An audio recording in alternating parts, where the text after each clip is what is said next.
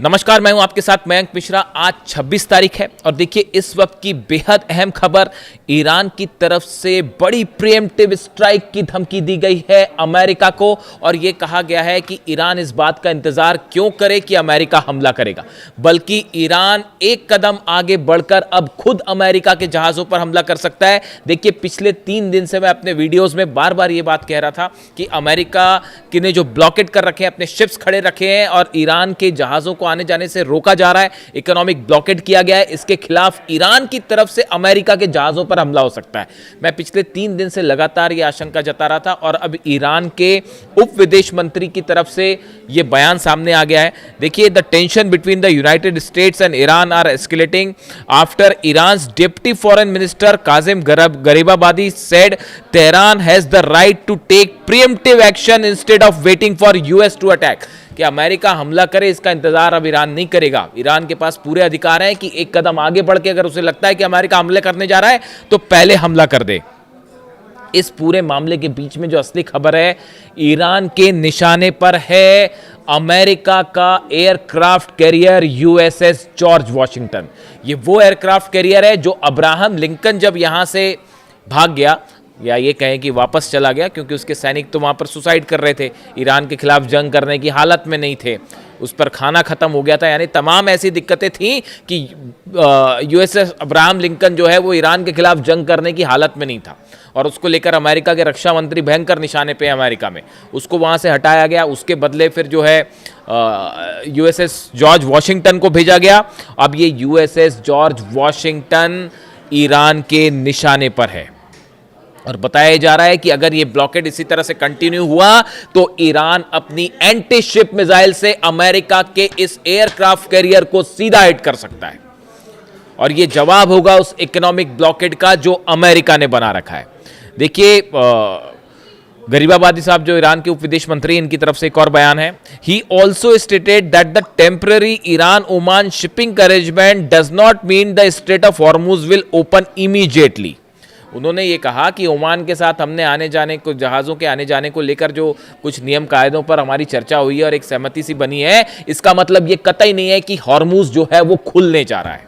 इसका मतलब ये मत निकाल लीजिए कि हॉर्मुज को ईरान खोलने जा रहा है। हॉर्मुज पूरी तरह से बंद है और जब तक अमेरिका ईरान की शर्तों को पूरा नहीं करता तब तक हॉर्मुज बंद रहेगा।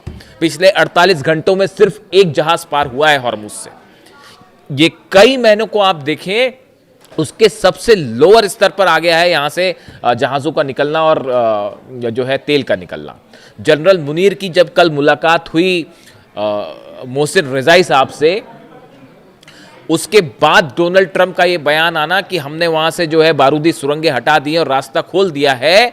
डोनाल्ड ट्रंप का यह बयान बता रहा है कि ईरान ने मुनीर के प्रस्ताव को ठुकरा दिया है, जो प्रस्ताव डोनाल्ड ट्रंप ने भेजा था। असल में देखिए, कहा जा रहा है कि डोनाल्ड ट्रंप ने जो है वो मुनीर से फ़ोन पर बात की जाने के पहले और अपने कुछ प्रपोजल्स लेके भेजा था, मुनीर को ऑफर लेकर भेजा था, जिसमें कहा गया था कि हम अपना ब्लॉकेड हटा देंगे और जो है जो सैंक्शंस, नए सैंक्शंस लगाए गए हैं वो भी हटा देंगे, आप हॉर्मुज खोल दीजिए। यानी छटपटा रहा है अमेरिका और डोनाल्ड ट्रंप हॉर्मुज खुलवाने के लिए। ये हकीकत है।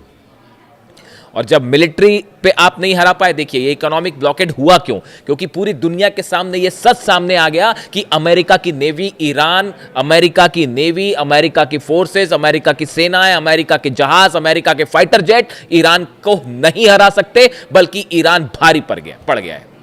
ये बात सिर्फ मयंक मिश्रा नहीं कह रहे, ये बात खुद हिलरी क्लिंटन कह रही है। अमेरिका के इंटरव्यू में बैठ के ये बात बोल रही हैं कि डोनाल्ड ट्रंप की ईरान पॉलिसी सबसे बड़ी हार है डोनाल्ड ट्रंप एडमिनिस्ट्रेशन की। ये बात अमेरिका की पूर्व विदेश मंत्री हिलरी क्लिंटन कह रही है।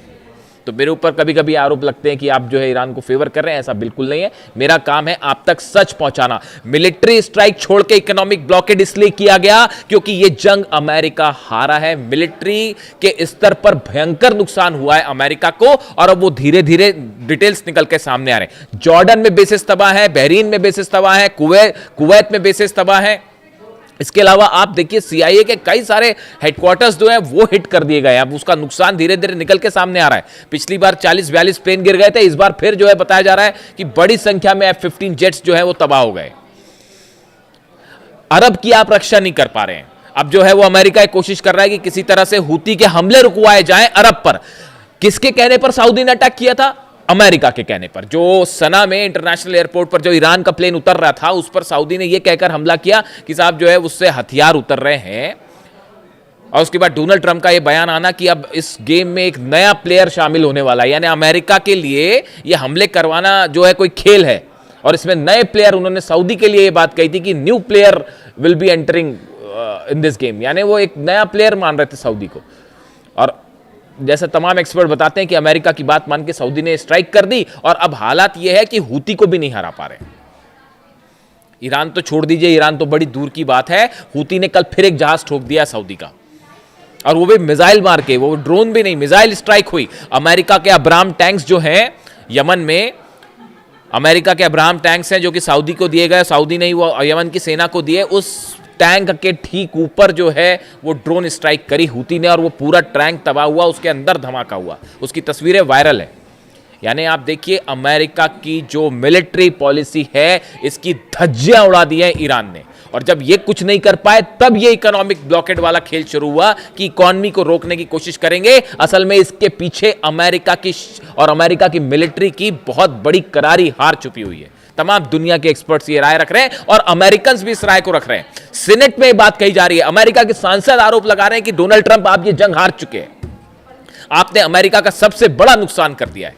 ये बात मैं नहीं कह रहा, मैंने तो ये बात उसी दिन कही थी जिस दिन अली खामनेई साहब का असैसिनेशन हुआ था। 28 तारीख को जो मेरा पहला वीडियो बना था उस वीडियो में मैंने कहा था कि अली खामनेई साहब को अपने असैसिनेट कर दिया। ये असैसिनेशन का नतीजा ये होगा कि अमेरिका ये जंग हारेगा। अली खामनेई साहब के पर हमले का मतलब ये होगा कि अमेरिकन जो हेजेमनी है, सुपर पावर की इमेज है, वो तार तार हो जाएगी। इस हमले का मतलब यह होगा कि अब ईरान एक नया सुपर पावर बनेगा। आज मैं आपको डंके की चोट पर यह बात कह रहा हूं। आपको क्या लगता है ये वॉर रुकने के बाद क्या जंग रुक जाएगी? हर क्षेत्र में ईरान में तेजी से डेवलपमेंट होगा। जब तक ईरान के ऊपर सैंक्शंस नहीं हटेंगे ये जंग नहीं रुकने वाली। और आप देख लीजिएगा कोई चारा नहीं है ईरान के तेल को फ्री करने के अलावा। वो जमाने चले गए जब एक देश दूसरे देश को दबाता था, उस पर मिलिट्री एक्शन करता था। ये ईरान के साथ संभव ही नहीं है। रूस और चीन पीछे आके खड़े हो गए। तमाम देश जिसके ऊपर डोनाल्ड ट्रंप सैंक्शंस लगा रहे हैं सबका गुस्सा फूट रहा है। यहां तक कि कनाडा ने भी ईरान के स्टाइल में जवाब दे दिया डोनाल्ड ट्रंप को कि टैरिफ का बदला टैरिफ होगा। 50% तुमने टैरिफ लगाया, 50% हम भी तुम पर टैरिफ लगाना चाह रहे हैं। मिलिट्री हार हो रही है, इकोनॉमिक पॉलिसीज की हार हो रही है, टैरिफ की हार हो रही है। खुद सुप्रीम कोर्ट टैरिफ को इलीगल बता चुका है। रशिया चाइना ने कह दिया हम तुम्हारा जो सैंक्शंस लगा रहे हो आप ईरान के ऊपर, हम उसको मानेंगे ही नहीं। ये तो हालात है। अब ऐसे में चेतावनी आई है ईरान की कि अपना यूएसएस जो जॉर्ज वॉशिंगटन है एयरक्राफ्ट कैरियर, वो निशाने पर है, बचा के रखना उसको। और गरीबाबादी जो है विदेश उप विदेश मंत्री वो भी कह रहे हैं want that the waterway could remain closed if Iran's conditions are not met. अगर ईरान की शर्तें पूरी नहीं की गई हमेशा बंद रखेंगे हॉर्मुज को। और लंबी हम लड़ाई करने के लिए, इकोनॉमिक आपका वॉर जो है चलता रही है, हम 2 साल तक लड़ने के लिए तैयार हैं। ये सोच रहे थे अमेरिका की ईरान डर जाएगा और समझौता कर लेगा, उन्होंने कह दिया हम 2 साल तक आपका ये जो इकोनॉमिक ब्लॉकेड हम झेलने के लिए तैयार है, देख लेंगे जो भी वॉर होगा वो देख लेंगे। अब ये यूएसएस जॉर्ज वॉशिंगटन है, ये निशाने पर है। ये खबरें खुफिया सोर्सेज से डिफेंस इंडस्ट्रीज जो होती है उसमें वायरल है। अमेरिका का वो एयरक्राफ्ट कैरियर है जो न्यूक्लियर एनर्जी से चलता है। इसमें 2 रिएक्टर्स हैं, इसकी वजह से इसको फ्यूल की ज़रूरत नहीं पड़ती। ये काफ़ी लंबे समय तक चल सकता है। और निमित्ज क्लास का युद्धपोत है, 6ठा युद्धपोत है अमेरिका का जो निमित्ज सीरीज़ का है। इसकी लंबाई करीब 1100 फीट है और ये 30 नॉटिकल माइल्स की स्पीड से चल सकता है। और इसमें 85 फाइटर जेट्स हैं और हेलीकॉप्टर्स भी हैं और 5000 से ज़्यादा सैनिक हैं। अब ये सब के सब ईरान के निशाने पर हैं। अगर ये ब्लॉकेड नहीं हटा, मैं आपको बार बार कह रहा हूं कि अगले चंद दिनों के अंदर ईरान की तरफ से आप स्ट्राइक देखने जा रहे हैं। अगर ईरान के लोगों पर आपने, ईरान के सुप्रीम लीडर को असैसिनेट किया, वहां के आम छोटे छोटे बच्चों पर आपने बम गिराए, अब अगर आप उनकी इकोनॉमिक ब्लॉकेड रोकने की कोशिश करते हैं, इकोनॉमिकली ब्लॉक करने की कोशिश करते हैं, तो ईरान रिटेलिएट करेगा, जरूर करेगा। और निशाने पर अमेरिकन शिप्स होंगे, अरब देशों के जितने ऑयल फील्ड्स हैं वो सब निशाने पर होंगे। इससे जुड़ा जो भी अपडेट होगा मैं आपको पहुंचाऊंगा। एक बड़ी जंग दस्तक दे रही है और इस बार ईरान इसको लीड करेगा। ईरान की तरफ से इसकी शुरुआत होगी।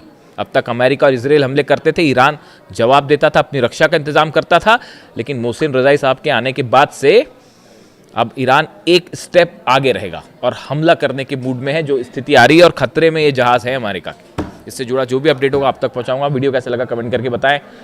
Thank you so much.